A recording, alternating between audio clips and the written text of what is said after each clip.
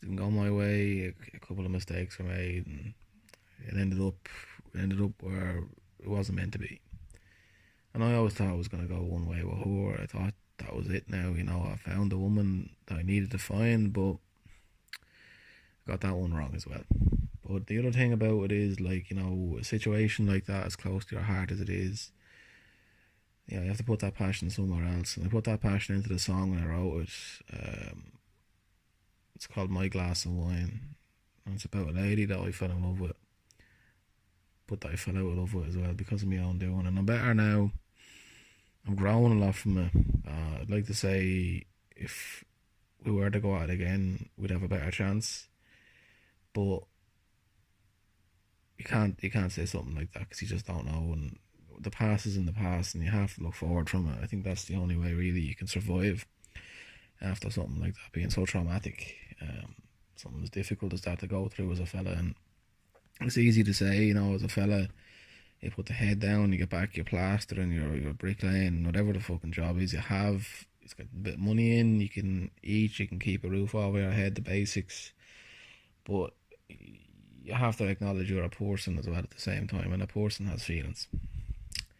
And it doesn't matter if you're a fella or a girl or a bloke, whatever the fuck, you're a human being. At the end of the day, you have to look after yourself before you can look after anybody else, and that's up to you. There's not many people out there, if you don't have a mother and father. I didn't grow up with a mother or father looking after me, so I had to look after myself. And all I can say is now, looking back on it, it was a tough time and it was difficult to get through, but I'm a better man at looking after myself now, and I'm almost at the point in my life. Where I'd look after someone else as well.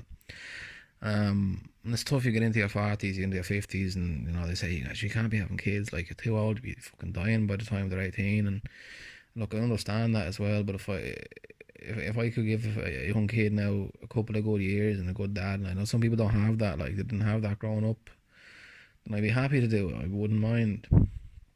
So it's something I would look towards, and if the right woman again comes along, I'd be ready to make that commitment with her. But it's not my choice, it's a choice you have to make together, and she has to be on board with it as well. Work is alright at the moment, a few gigs around the town, things like that, but it's not a great time to be working as a musician, as an artist. It's hard out there for everybody. You're trying to get gigs, you get a good patch, a bad patch, and you never know when the money's going to come in really. It's not a consistent job in that kind of way.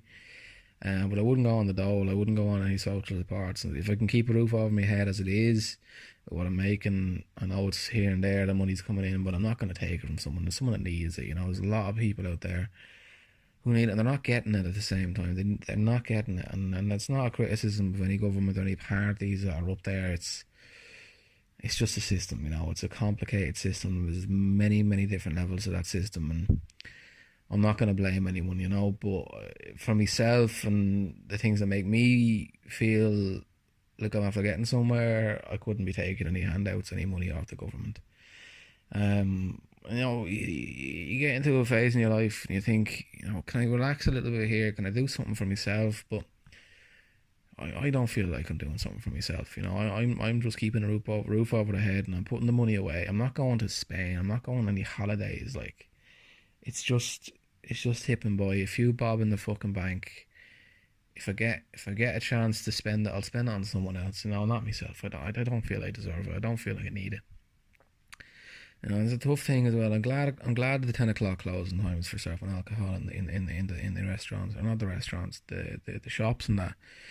Because, you're recovering, you're getting through something, and, 10 o'clock comes around, you're safe. You're safe for the night.